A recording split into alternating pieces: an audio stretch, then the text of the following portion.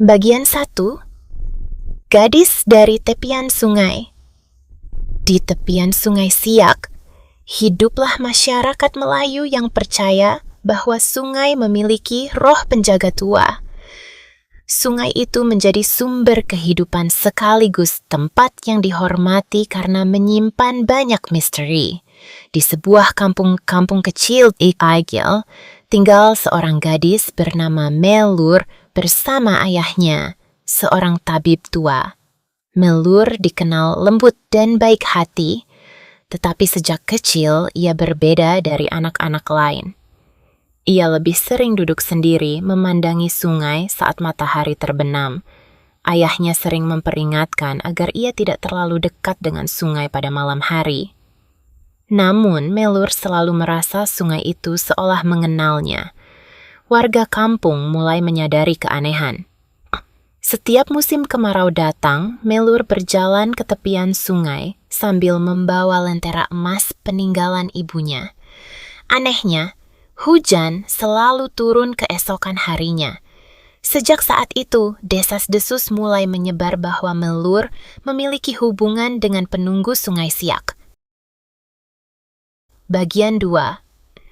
Datangnya keserakahan suatu hari, kapal besar milik saudagar kaya bernama Datuk Mahesa datang dari hilir sungai.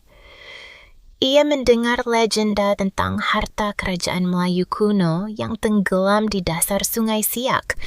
Warga mencoba memperingatkannya tentang kutukan sungai, tetapi Datuk Mahesa hanya menertawakan mereka.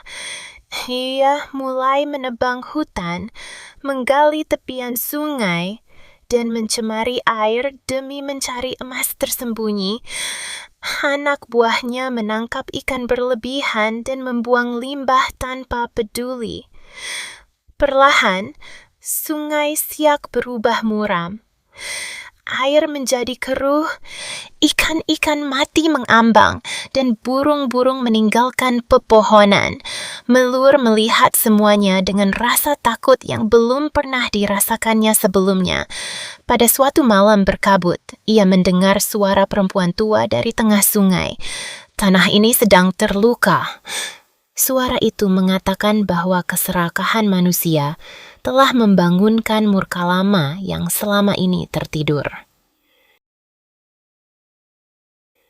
Bagian 3. Takdir sang penjaga Melur pulang dengan wajah pucat. Ayahnya langsung memahami bahwa sesuatu telah terjadi. Malam itu, Melur menangis di pelukan ayahnya. Ia akhirnya mengetahui bahwa dirinya memang telah dipilih sejak lahir untuk menjadi penjaga sungai Siak ketika bencana datang. Sementara itu, Datuk Mahesa berhasil menemukan sebuah peti tua di dasar sungai. Dengan penuh keserakahan, ia membukanya di depan anak buahnya. Namun isi peti itu bukan emas, hanya sebuah keris hitam tua. Dalam sekejap, langit berubah gelap. Angin besar datang dari arah sungai, dan air mulai berguncang hebat. Satu persatu, kapal anak buah Datuk Mahesa terbalik. Kabut hitam turun menyelimuti seluruh sungai, disertai suara tangisan perempuan yang menggema di malam hari. Warga kampung mulai panik dan berlarian menyelamatkan diri.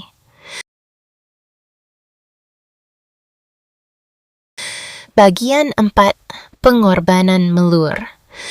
Di tengah kekacauan itu, Melur berjalan perlahan menuju tepian sungai sambil membawa lentera emasnya. Angin malam meniup pakaian putihnya, sementara warga hanya bisa memandang dengan ketakutan. Ayahnya berteriak memanggil namanya, tetapi Melur tidak berhenti. Saat ia mengangkat lentera emas ke arah sungai, cahaya keemasan menyebar ke seluruh permukaan air. Tiba-tiba, seekor naga air raksasa muncul dari balik kabut hitam. Tubuhnya besar dan gelap seperti malam, dengan mata merah menyala yang mengerikan. Semua orang jatuh bersujud ketakutan. Namun, Melur tetap berdiri tenang di hadapan makhluk itu. Dengan air mata di pipinya, ia berkata bahwa dirinya bersedia menjaga tanah Melayu dari keserakahan manusia. Tubuh Melur perlahan bercahaya, lalu menghilang bersama ribuan cahaya kecil dari lentera emasnya. Sesaat kemudian, naga air itu menelan kapal Datuk Mahesa bersama seluruh hartanya ke dasar sungai. Bagian 5, legenda yang tak pernah hilang malam itu, banjir besar menghantam sungai Siak. Namun anehnya, hanya kapal dan harta para pendatang rakus yang hancur. Rumah-rumah warga kampung tetap berdiri utuh tanpa kerusakan sedikit pun. Keesokan paginya, sungai kembali tenang, tetapi Melur tidak pernah kembali. Ayahnya hanya menemukan lentera emas putrinya terdampar di tepian sungai. Sejak saat itu, masyarakat Melayu percaya bahwa Melur telah menjadi putri penunggu sungai Siak, roh pelindung yang menjaga alam dari keserakahan manusia. Konon, pada malam berkabut tertentu, sosok perempuan berpakaian putih masih terlihat berjalan di tepian sungai sambil membawa cahaya keemasan. Dan hingga hari ini, para nelayan tua masih mengingat satu pesan yang dipercaya berasal dari Melur. Jaga tanah Melayu ini.